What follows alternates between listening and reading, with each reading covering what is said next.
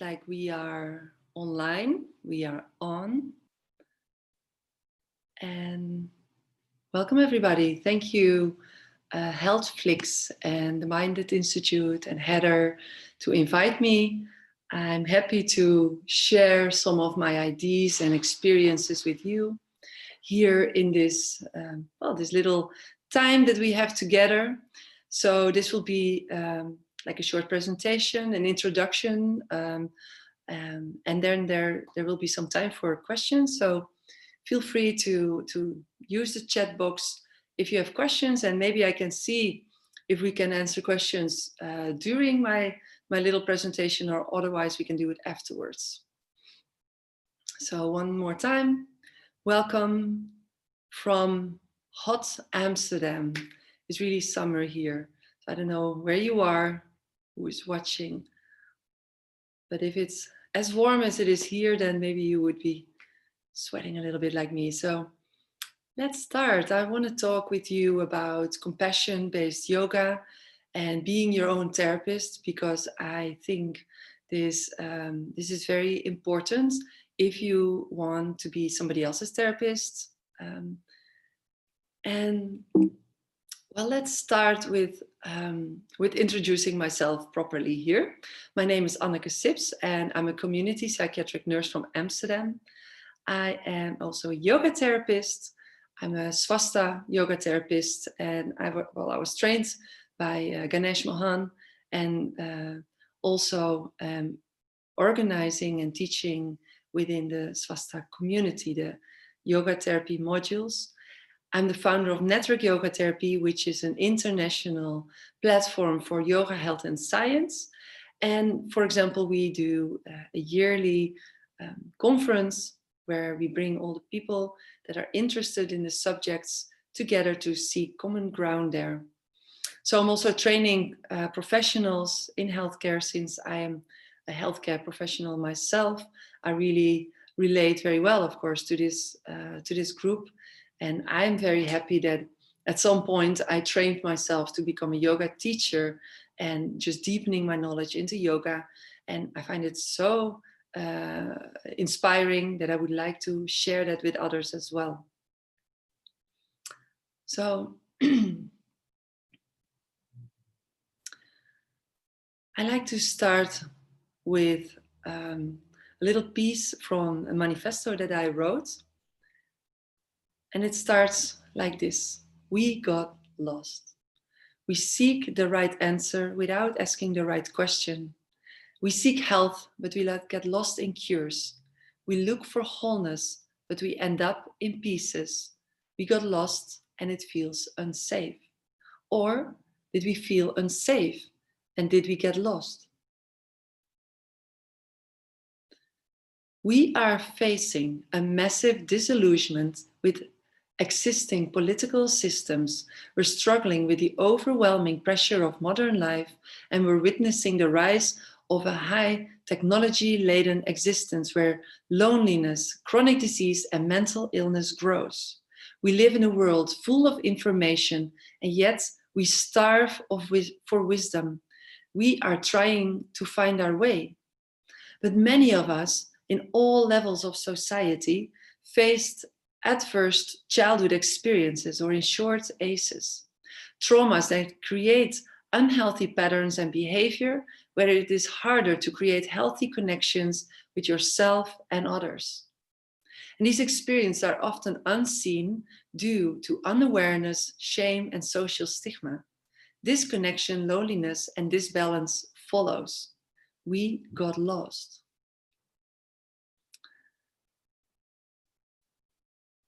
Starting here with a personal, the personal connection here.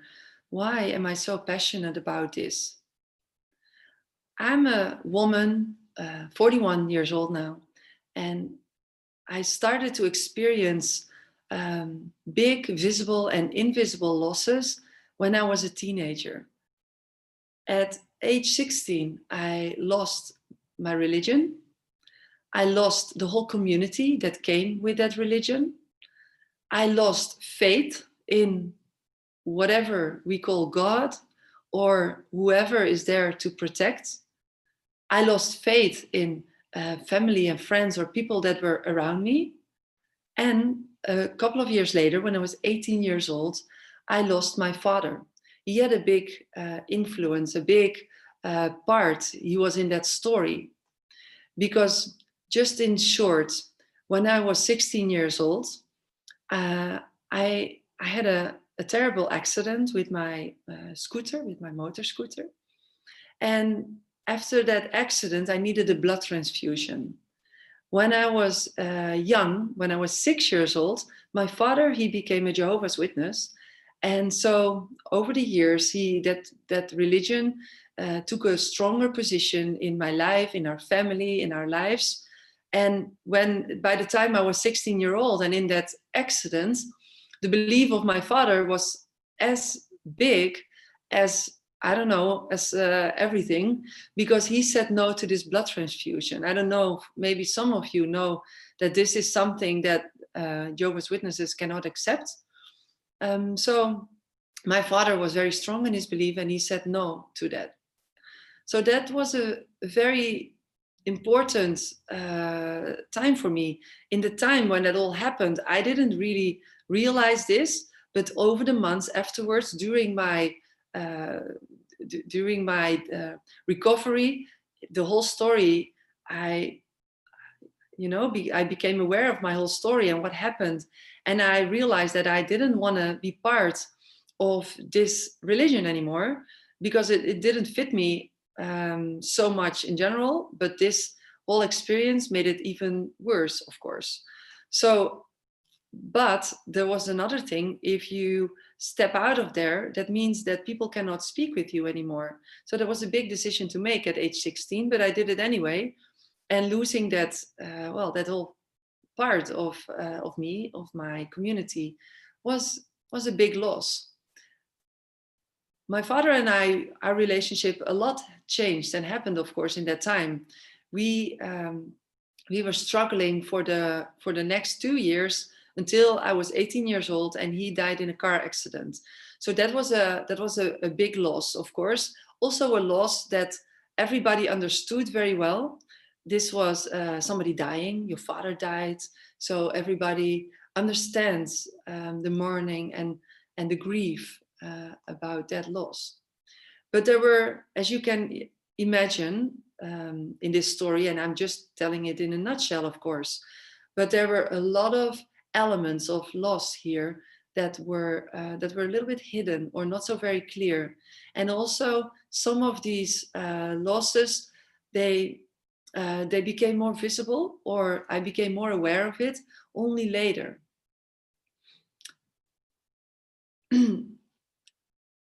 Over time, I learned that we need to find a way to have compassion for all our losses. But this was not so very easy, because in the beginning, I was actually just confused and I was kind of a little bit running away from it, doing my own thing. And well, I happened to become a nurse at age 18 as well, but still struggling a little bit in my head. I did not have the tools. I did not heard of compassion at that time ever. And I didn't really know how to deal with myself. As you can imagine, a lot happened in my head, in my life, in my surroundings, in my family system. And I had to find a way to find a certain way of dealing with that, recovering from that, or simply just find calm within myself to move on with life in a way that I can do the things that I want to do, like going back to school and to do my nursing school. So in that same time, I founded yoga. So that was beautiful. It was also very weird, because in that time, in the small town I'm from, in the south of the Netherlands, it was not very common. There was not many yoga classes, so I had to drive for it. I had to figure it out. But I did figure it out, and it felt really good. So I kept going and I kept going. And there were really important seeds planted, I think, that I took with me in the rest of my life. Because I learned about about the tools of yoga. I learned about something that I can do for myself that empowers me. Knowing this, learning this slowly over time, I thought this is amazing also to bring it into my work. I started at 18, going to school for nursing school, and started to work a couple of years later. And my first job was working with adolescents, of course, adolescents in crisis, with problems, with issues, people who lost, big losses, small losses. And well, ever since I've been working in psychiatry, still I am, so 22 years later. But back then already I saw what this practice was doing with me without being able to really understand why this works and how it worked. And without being able to explain this to other people, I just tried to bring it into my workspace anyway, by asking the doctor, the psychiatrist, if it was possible to bring yoga, maybe start to share a little bit of what I was learning with the people there. But back then, the time was not ready. Where I lived, it was not allowed. So I just kept researching it for myself, digging deeper in my own practices, and just work as a nurse in the meanwhile. So in this picture that you see in front of you, I wrote down that some losses are clear and they have rituals, and some are unseen and misread by others.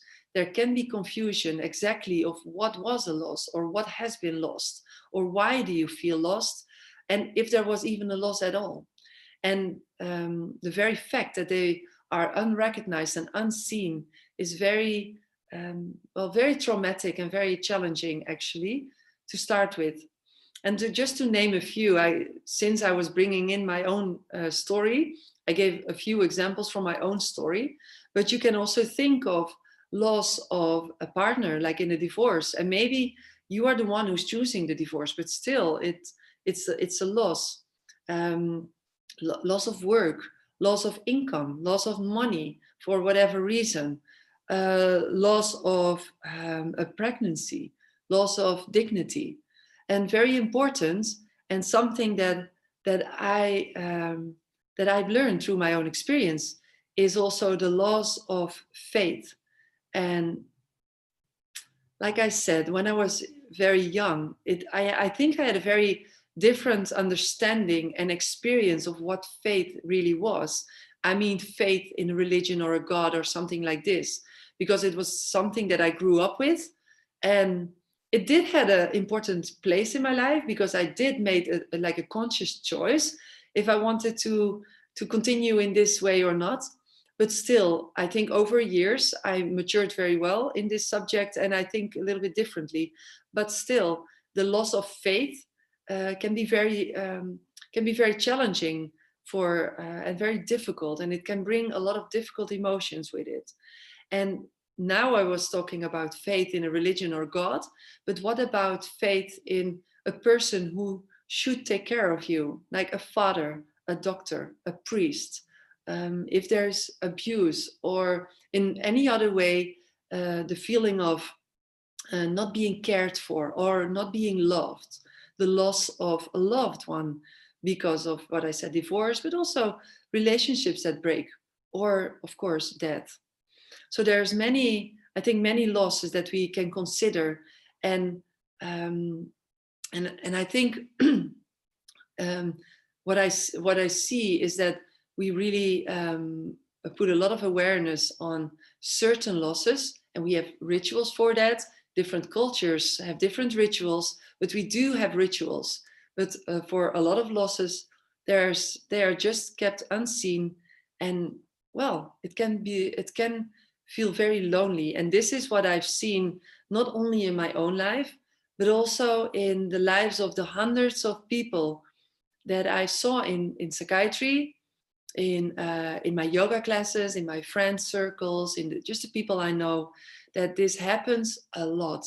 So it's a subject, I think, that this pain, these ACEs, the losses that are unseen, there's a big group of people, if not all people, who can think of experiences like that are unseen, that lead to a loneliness, which has a certain stigma in itself.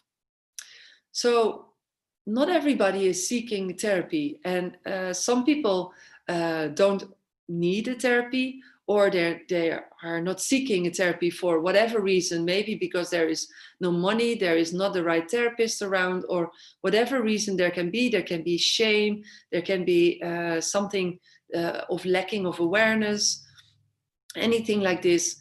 But I think that for any issue that we are talking about here, we can always start with being our own therapist. And being our own therapist is not something that you only do by yourself, but it is included. It's including other people. So even when you are in therapy, if you are in a regular therapy, or maybe a yoga therapy, which hopefully becomes a regular kind of therapy. But anyway, we can be our own therapist. And I've experienced that the practices of yoga that I found when I was 18 years old were very therapeutic for me. Besides that, they were nice, and I gained strength, I gained confidence, but they were very healing to me. And I really think that those practices have a big that are a big reason of how I developed and how I recovered, so that I was not only a victim into a person who was recovering, but really thriving. I think maybe even because of the situation that happened in my life, brought me into the places where I am now. So I'm actually, as funny as it may sound for some of you, I'm actually grateful for the things that happened, without also being very sad. And I wish my father was still there. And of course, if I could have prevented it, yeah, well, that's an ethical thing. Would I have done that? I don't know, because that's a question that I cannot answer. But since I did experience the things that I experienced, I can now see what kind of practices and what I did, and my attitude, especially my compassionate attitude towards myself, were really helpful in finding my optimal balance and my my formula for recovery, actually. And not only recovery, but thriving even. So I would like to express a little bit of what happened there with you. And of course, there's only a short time, and this is a subject where we can talk about for hours and hours. And I do actually in my trainings. I love to share in depth in trainings of 50, 100, or even 200 hours about yoga and all the benefits that I experienced myself, and also throughout my life, what I've learned through the teachings and the research behind it. So where to start?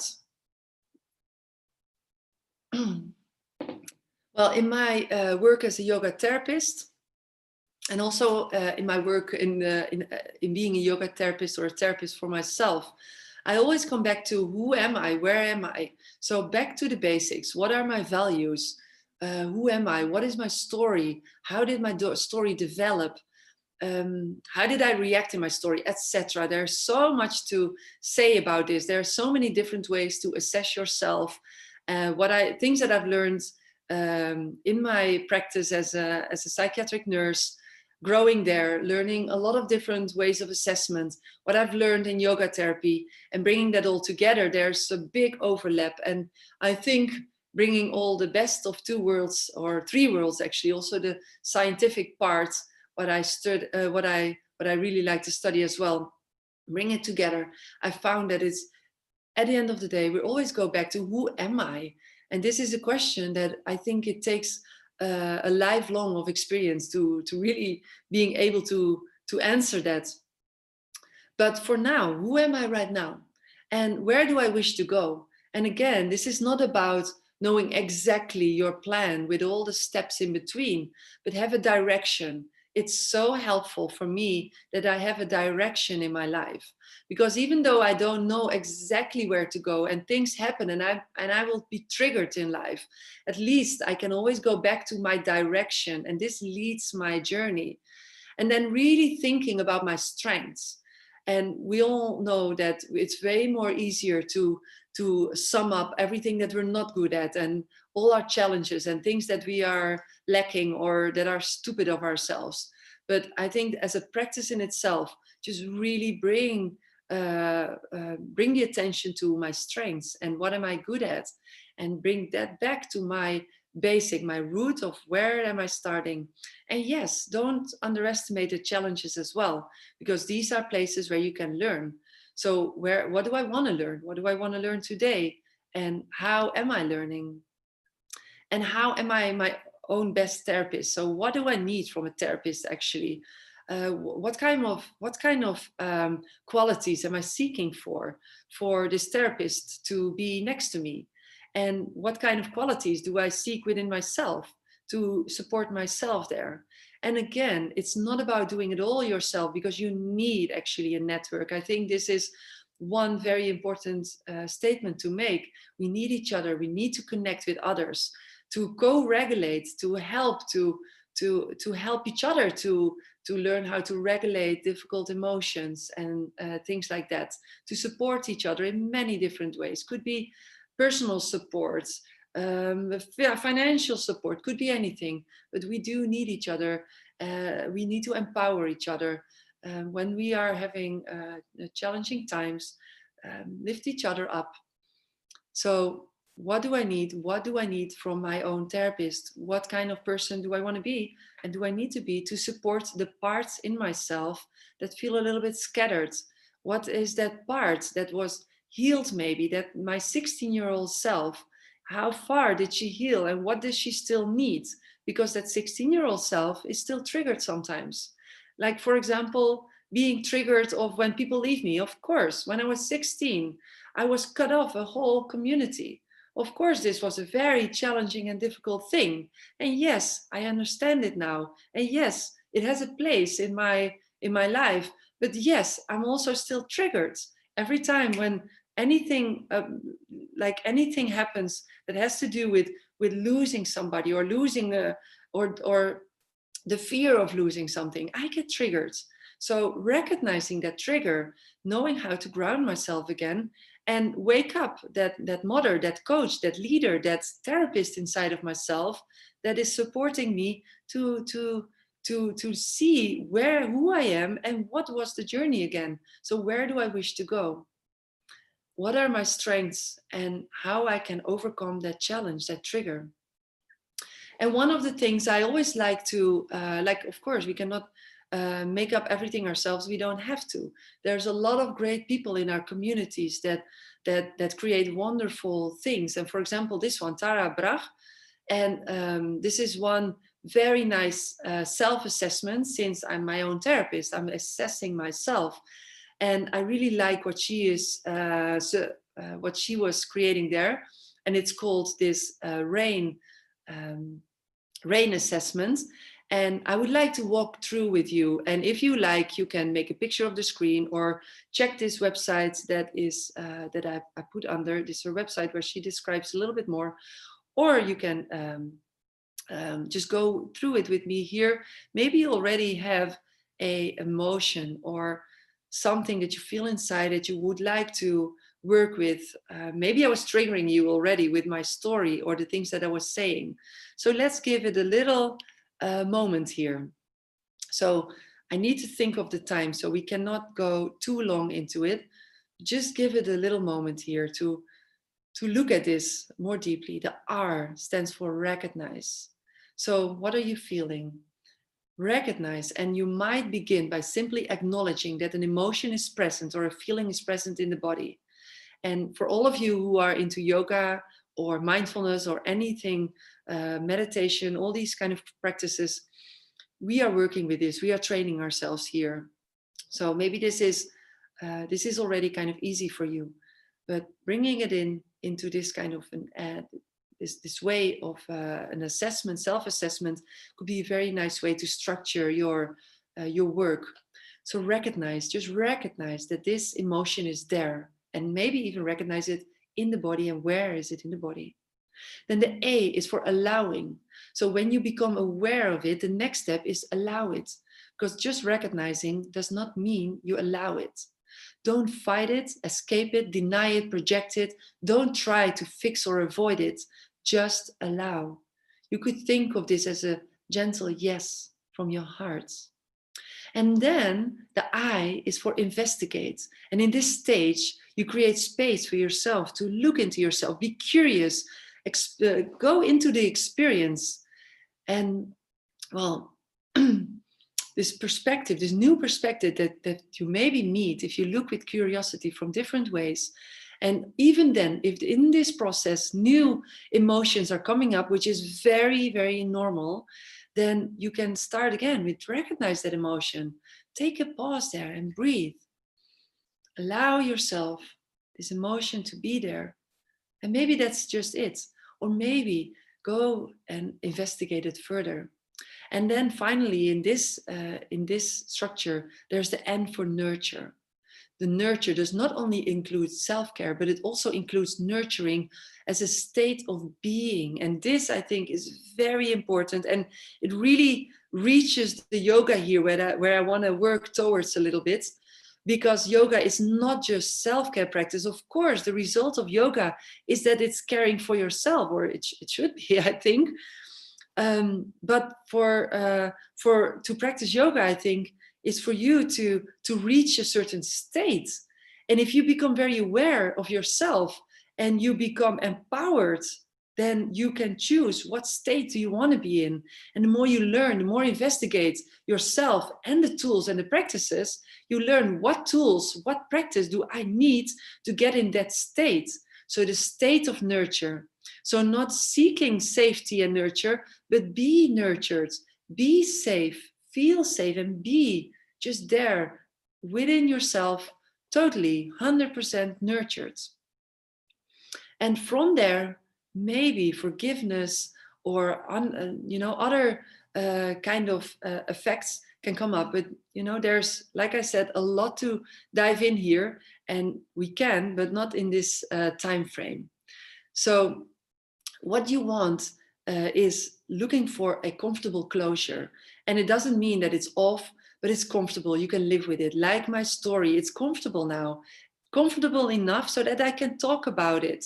And listening to Stephen Porges and the polyvagal theory, which I'm very, very, very inspired by, is that once you feel comfortable enough to talk about your stories, so they're not overwhelm you so much anymore, but you're able to allow these stories in, to be aware and to give it the space that they deserve to have, but they're not taking all the space that you also need for more growth, then you are working on and towards a comfortable closure for yourself. And this can apply in very different ways, different situations. So maybe, like dropping your or losing your job or losing money is very different than a miscarriage or losing a child, losing or whatever, something like this. All the stories are very different. And it doesn't mean, story does not mean that it's gone. Story means comfortable closure is that's there, but it's closed. And it's for you a choice how you want to deal with it. Because it can still have a very important place in your life. And I think it should have a very important place in your life. Something that I said on my Instagram 2 days ago was that we are always celebrating our birthdays, which is great. This is one of these rituals that are very nice. This is this new gate, this new stage in life, this new year that we are approaching, and we're celebrating that. It's great. But maybe one of the new rituals for you can be that we celebrate our rebirth. So where did we rebirth? What happened in our life? When did the really insight came? What did I do? How did I empower myself? How was I my own therapist? And where was I rebirthing? Where could I find a comfortable closure? And how can I celebrate this maybe every year? This just as suggestions, it's just one of these examples. And then we go from struggle into strength. And the journey, I'm going a little bit quicker through this part because of the time, but there is still time for questions. So use that time if you want to ask a little bit more. It's a journey. It's not something that you can buy in the shape of a pill. Otherwise, it would be, I think, a very successful new trade in the market, but it's not. It's a journey. It takes effort. So we need this awareness, and it's not easy. Everybody who practice yoga know that this is a lifelong effort and practice. It's not easy to be very aware and to stay aware, to find the concentration and motivation, to stick with the awareness, to be aware so that you notice what happens within you, so that you can judge the situation, so that you can choose what to do. You judge the situation, choosing yes or no. What is best for you? If you are your own therapist, what do you want to choose for yourself?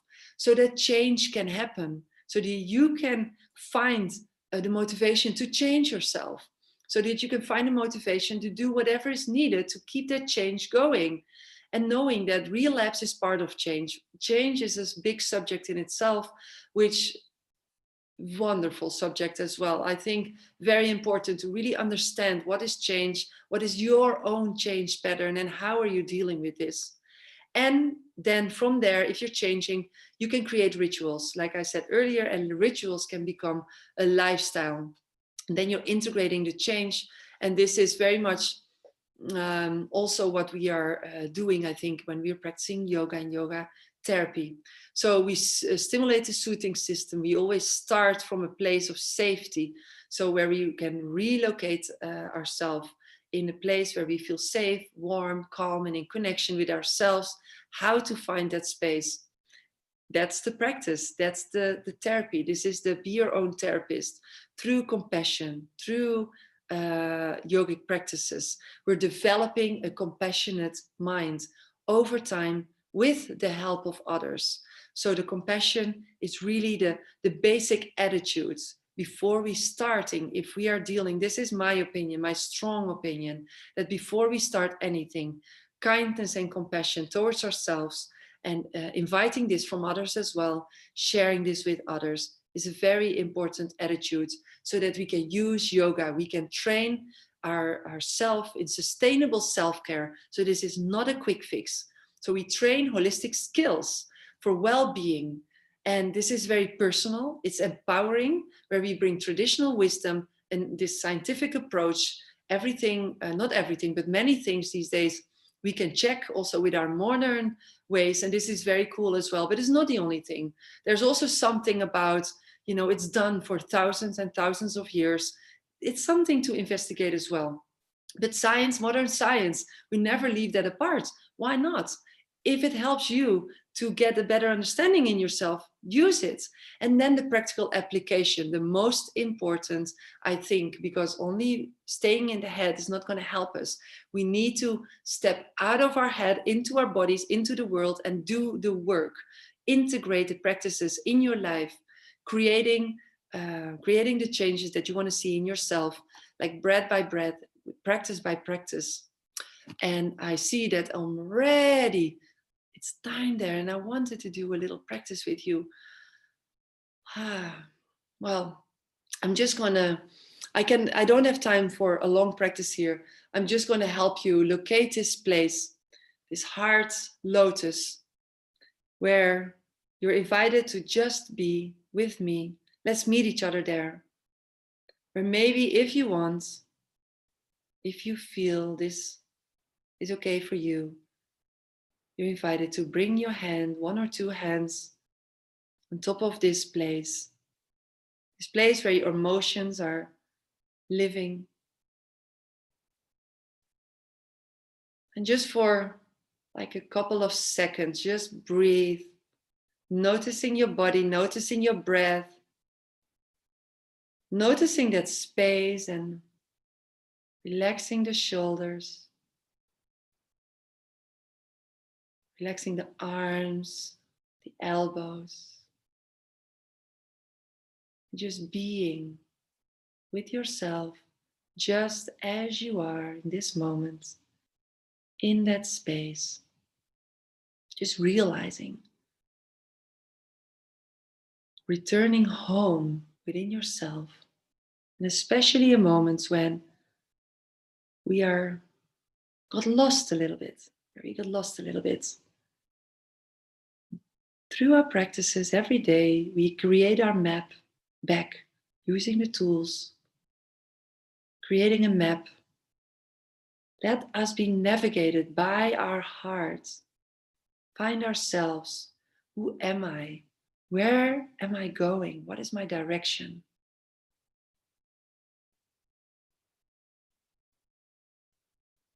What are my strengths? With the practice of awareness, and I love to use meditation and mantra practices, gentle, compassionate movements, friendliness, as an integrated practice to find your inner therapist, your inner mother, your inner coach, however you want to call it, your inner companion that's always there, that was always there.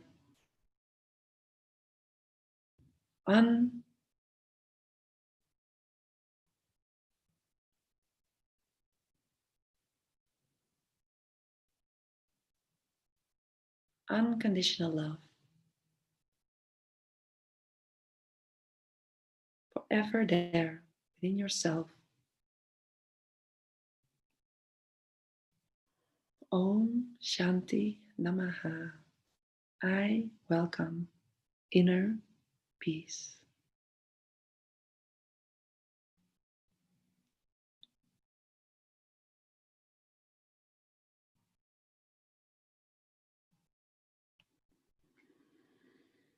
Wow, time goes by really fast, especially when you're passionate about something. And I'm very passionate because it's really the core of my being. And this work, I'm integrating this since many, many years in my work in psychiatry, in my work as a yoga therapist, and in my work with myself. So thank you for being here. If you want to learn more, check me on Instagram, Anneke Sips. Check me on my website, networkyogatherapy.com, or the membership website. I mean, it's member.networkyogatherapy.com, where I share practices twice a week. There is a yoga class. Well, it's not really a class, it's a session where I invite you to be your own teacher, where we are looking for the asana, looking what feels good. This is compassion-based yoga classes or yoga sessions twice a week. And once a month, we have a gathering, be your own therapist. Because so now and then I have this 8-week program, be your own therapist, where we go through all the steps and we're really diving in more with a small group of people online. But every month, as part of the Bridge membership, there's this meetup where we connect with each other, where we are sharing our wins, where we celebrate each other, where we are supporting each other, and where we are just loving each other. So this is the way of connecting with the network within Network Yoga Therapy, and it's called The Bridge, and you're very invited to meet me there. I'm very happy and grateful that I was invited here. This is a great platform. A lot of wonderful things are being shared here. So I hope that this was maybe a little bit inspirational for you or helpful for you. Feel free to send me any questions here. I think the members or the people who signed up, they can use the chat box. But also this will be available on the not the Netflix, the Healthflix YouTube channel. So there you can also comment under the video, and I will try to check in to answer the questions there. So, well, I guess this is it. I didn't see questions coming up here right now. Let me see if I have that right. So if you're there and there is anything you like to ask, or you would like to share in another way, you're welcome to do so. And otherwise, I would like to end up with a practice. Let's do. There's a few more minutes now, so let's do that practice anyway that I was planning to do in a couple of minutes ago. So you're invited to sit up straight, maybe with a cross-leg position if this works for you, if this is available for you right now. And if you want, you can close your eyes, but you always have a choice. So you can keep your eyes open, maybe gazing gently down. And then if you want, just bring your hands in Anjali Mudra, so with the hand palms together, there's maybe some space in between the palms. Super relaxed way of bringing the hands together in front of the heart, in front of this heart lotus.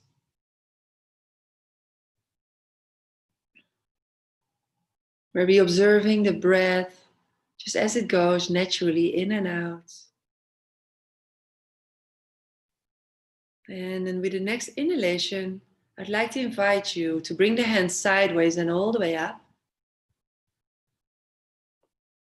And the exhalation is bringing the hands down in front of the heart.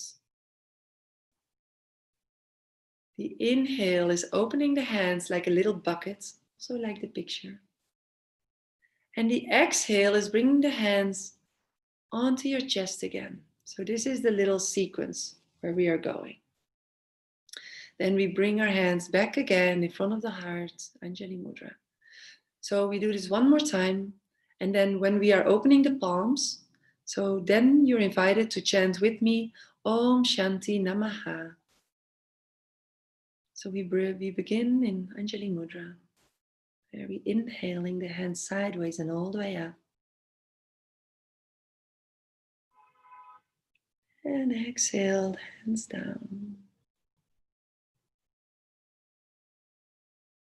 Inhale. Om Shanti Namaha.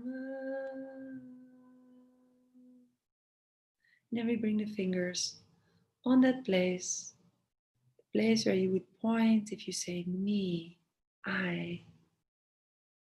Both hands, relaxing the shoulders. Maybe one or two breaths, inhaling and exhaling. Before we bring the hands again one more time, Anjali Mudra, let's do it one more time in your own pace. Just follow your own breath, your own gentle rhythm as we bring the hands all the way up. And exhaling, the hands flowing down again. Inhale. Om Shanti Namaha.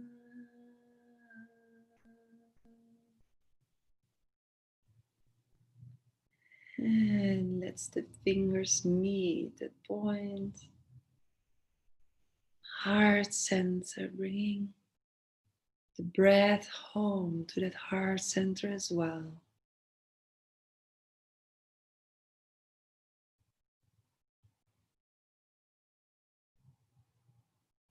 One or two breaths before we meet again in Anjali Mudra. And if this was my home practice or teaching, I would maybe invite myself or others to just rest their hands down and maybe just meditate for a couple of minutes or as long as it is comfortable and nice or needed for you. To afterwards maybe thank myself. This is my ritual. And then journal a little bit, see what's coming out there. How does this bring me home? And how does this practice brings me in a state of safety, a state of healing, and a state of surrendering into awareness, into inner peace. For now, thank you for being here. Hope to see you again.